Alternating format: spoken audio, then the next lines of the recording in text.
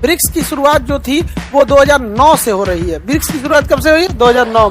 BRICS actual में short कटने में Brazil, Russia, India, China, South Africa. America कहता है अगर कोई भी ईरान से व्यापार करेगा हम उसको डॉलर ही नहीं देंगे।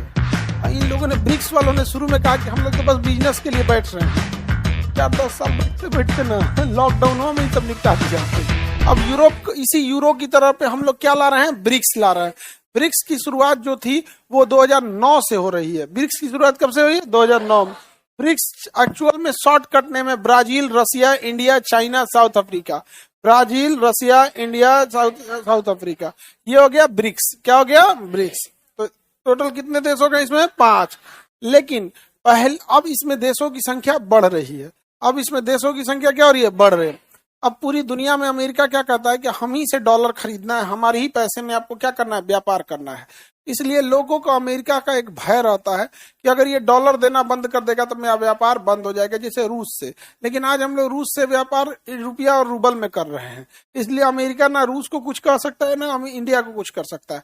हाँ, हमारे देश के जो उद्योगपति हैं वो मतलब क्या है, केवल अमीर बने हैं, कुछ किए नहीं है। अगर वो करके अमीर बनते तो आज हमें अमेरिका आंख नहीं दिखा सकता था। हमारे यहाँ के उद्योगपति ना सरकार से मतलब चापलूसी करके अपने हिसाब से काम ले लिया है। सब समझ में आ गया कि नहीं? गया रेल ले लेते हैं, एयरपोर्ट ले लेते हैं, बिजली घर ले लेते हैं। भाई कुछ कर, कुछ तो कर।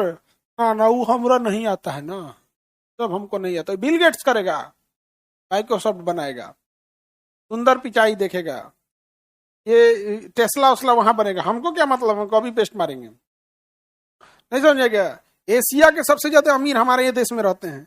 इन बैलेंस से कोई एमआरआई मशीन नहीं बनता है। कौन सी काम का अमीर? कॉपी पेस्ट मार दिया यहाँ पर। जिस वजह से ब्रिक्स देश जो है ना, हम लोग के ऊपर बहुत दबाव बनाता है अमेरिका। हम चाहते हैं ना कि अमेरिका पे डिपेंडेंसी खत्म करे, बट जो भी अमेरिका से डिपेंडेंसी खत्म करता है, अमेरिका क्या करता है ना, उनको निपटा देता है। जैसे ईरान अभी निपटाने में लगा हुआ, अफगानिस्तान को निपटा दिया, सीरिया को निपटा दिया, लीबिया को निपटा, सबको निपटा दिया। ऐसे अभी शेख हसीना कुछ बोली थी, निपटा दिया उनको भी।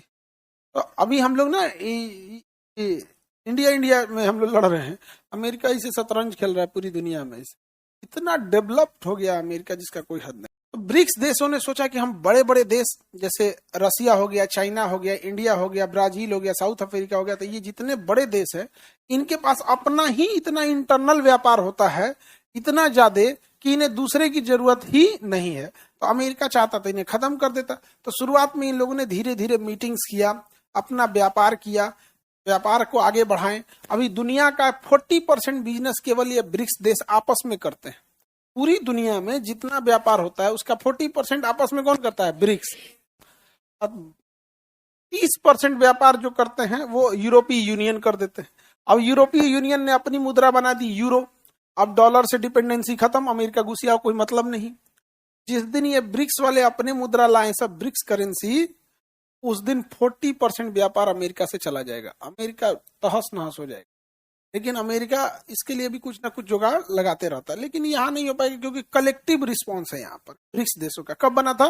2000 में। बाद में इसे साउथ अफ्रीका को भी जोड़ा गया था 2010 में। तो उस समय इसका नाम ब्रिक था। बाद में जब साउथ अफ्रीका को जोड़ दिया गया तो क्या हो गया? ब्रिक्स हो गया। अब इसके नाम आगे बढ़ रहे हैं, अब इसमें और चीज जुड़ रहा है, सबका अलग अलग नाम के हिसाब से। अभी इसका 2025 में कहाँ हुआ था? रियो डी जेनेरियो में हुआ था। कहाँ हुआ था? रियो डी जेनेरियो में। रियो डी जेनेरियो ब्राजील में है, मीटिंग होता है, उसमें प्रधानमंत्री जाते हैं। कौन जाते हैं? प्रधानमंत्री भाग लेने जाते हैं। बहुत बड़ा संगठन होता है ब्रिक्स। प्राथमिक सदस्य में तो हम आपको बता दिए कौन कौन है। अब इसमें दो नामे है प्राथमिक सदस्य के नाम पर, इसका ब्रिक्स। सारे देशों का नाम अलग है। तो 45% मार्केट वाले अगर साइड हो गए और यूरोपीय यूनियन वाले पहले साइड है तो अमेरिका अलग थलग पड़ जाएगा। ये अमेरिका का फ्रस्ट्रेशन है, वो धमकी दिखा रहा है, और जितना और धमकी दिखाएगा उतना हम लोग को और ज्यादा जरूरत है इंडिपेंडेंट हो जाने का। अगर हमारे पास अमेरिका की करेंसी खत्म है, फिर टेक्नोलॉजी बच गया। अमेरिका के पास क्या हो जाएगा? टेक्नोलॉजी। वहां पे टेक्नोलॉजी ही जिंदा रह सकते क्योंकि आबादी कम है। आबादी कम है जिस वजह से वहां प्रॉस्पेरिटी ज्यादा है, खुशहाली ज्यादा है, अमीरी ज्यादा है। तो अमीर आदमी क्या करता है? नौकरी नहीं करता है, फिर बिजनेस करेगा, कोई नया नया आइडियाज लाएगा, ये सब चीजें करके। अब इसके सदस्यों की संख्या बढ़ रही है। मिस्र कह रहा है हमें भी शामिल कर लो, तो कहेंगे आ जाओ, कोई दिक्कत नहीं है। मिस्र भी अफ्रीका में बहुत बड़ा रोल निभाता है, क्योंकि पूरे अफ्रीका कॉन्टिनेंट की अगर बात करेंगे तो पूरे अफ्रीका महाद्वीप में एक मिस्र है, यहाँ पर इजिप्ट, और एक है साउथ अफ्रीका। यही दो तो थोड़ा सा डेवलप है।